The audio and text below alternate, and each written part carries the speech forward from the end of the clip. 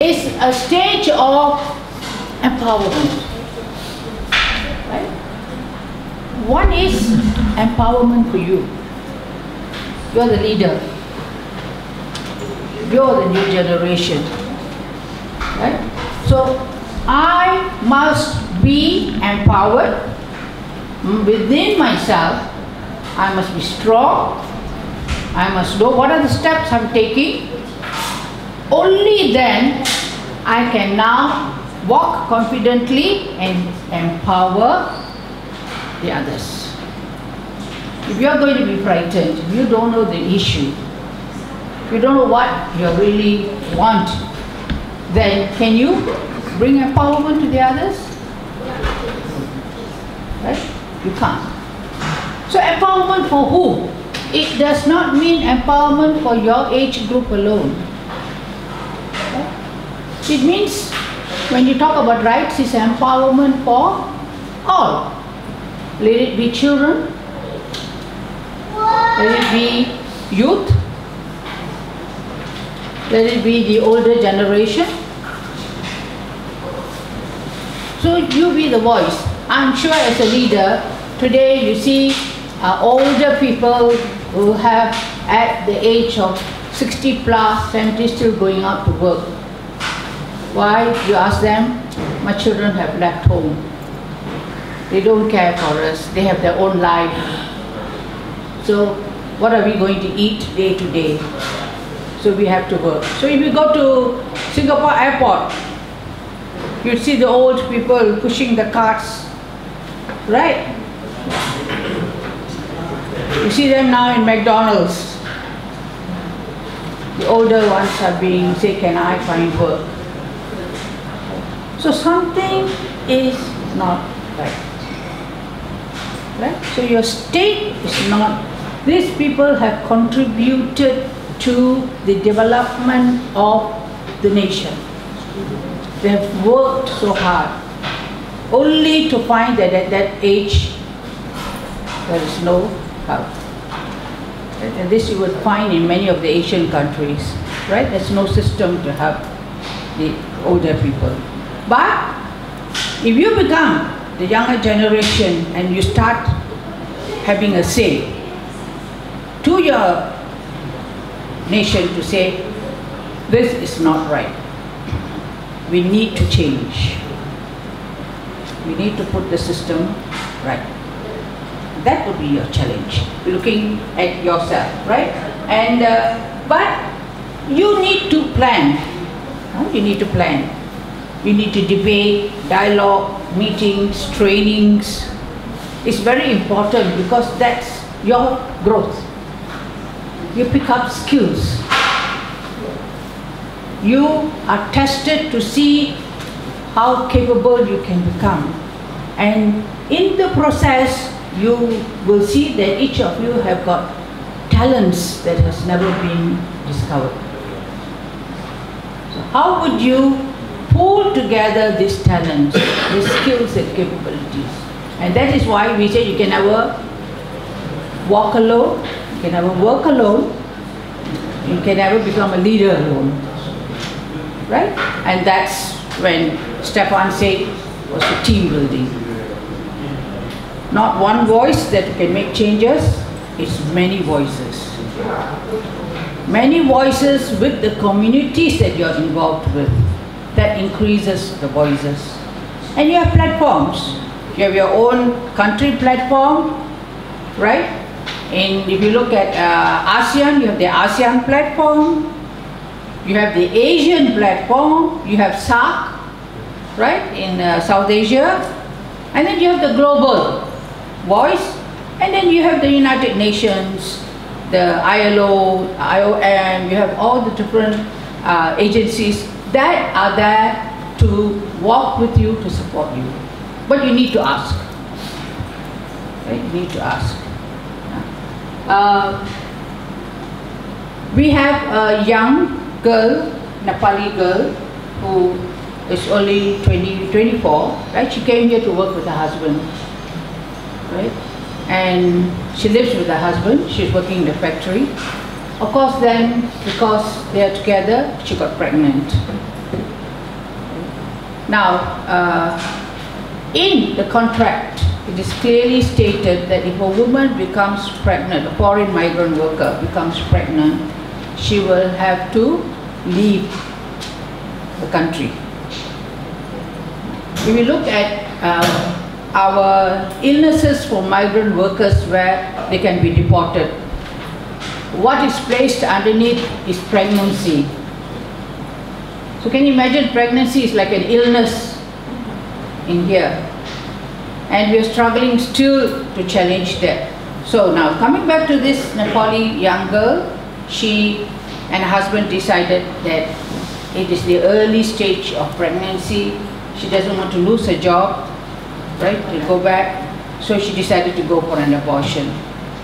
Right? So she was at the clinic, and it was a bad day for her because the officials from the Ministry of Health decided to check. So they found her there, and they immediately arrested her, right? And she was taken. By the time we could find out where she is. By the time a lawyer wrote to say that he is representing her, they took her very fast to the court and they charged her. And she was sent to 12 months imprisonment. She has not done any harm, right? It was her choice and husband's choice. So all the women's groups are coming together with the young people to now fight in court, to challenge the court, because in 1989, Malaysia amended the law to say that abortions are legal as long as it's not after 22 weeks. So if you look around all the clinics in Malaysia, every other day there are abortions taking place. And nobody has been charged under this act from 1987. Now she's been charged because she's a foreign worker. So we are trying to put this to the young people and say, how would you look at it? Is it right or wrong? There are two schools of thoughts, right? The religious ones will say it is wrong to have an abortion, right? But she has to go through because she wants to hold on to her job. She's from a poverty home.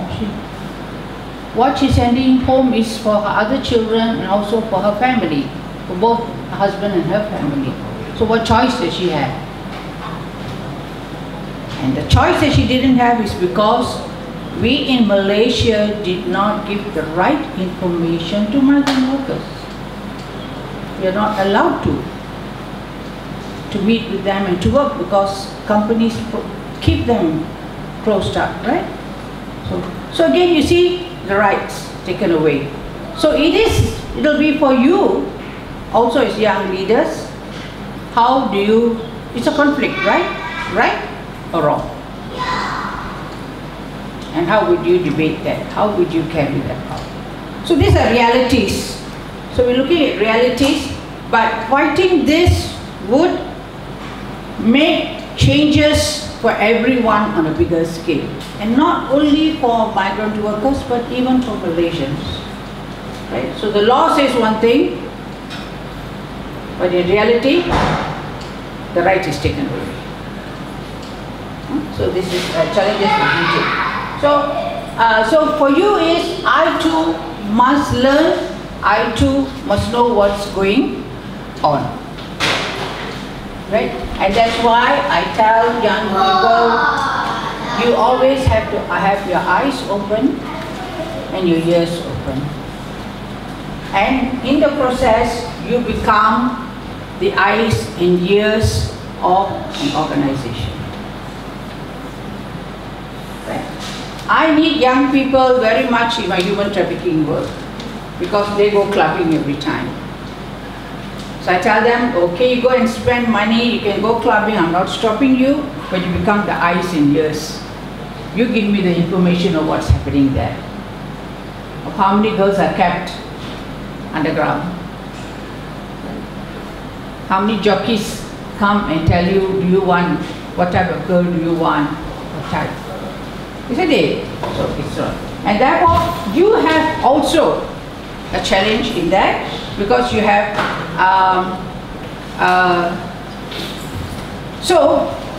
what I'm trying to say is, when Stefan brought the See, Judge and Act, right? So you look around you, what's happening? Okay? You need to ask why. Right? You need to come together. You alone cannot do it. So you come together to discuss. And then now you have planned your action, execute your action. If you're working with communities, it has to be with the okay of the communities that you work with. If it's even a single person comes to our office for management of a case, we do not say what we want to do. We give the pros and cons, and we say, okay, what do you want us to do? How can we assist you? Right? And then you walk with the person in that. Okay?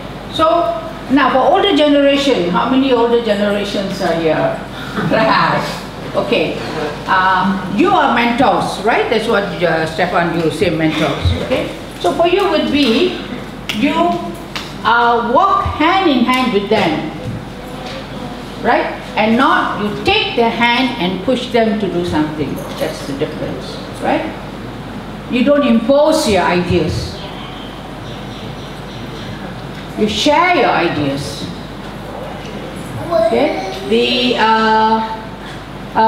older generation would have experience, so they will share your ideas with you. The younger generation, spontaneous, I want to do it, we can do it this way and all, but let's balance. So that's where mentors come, right?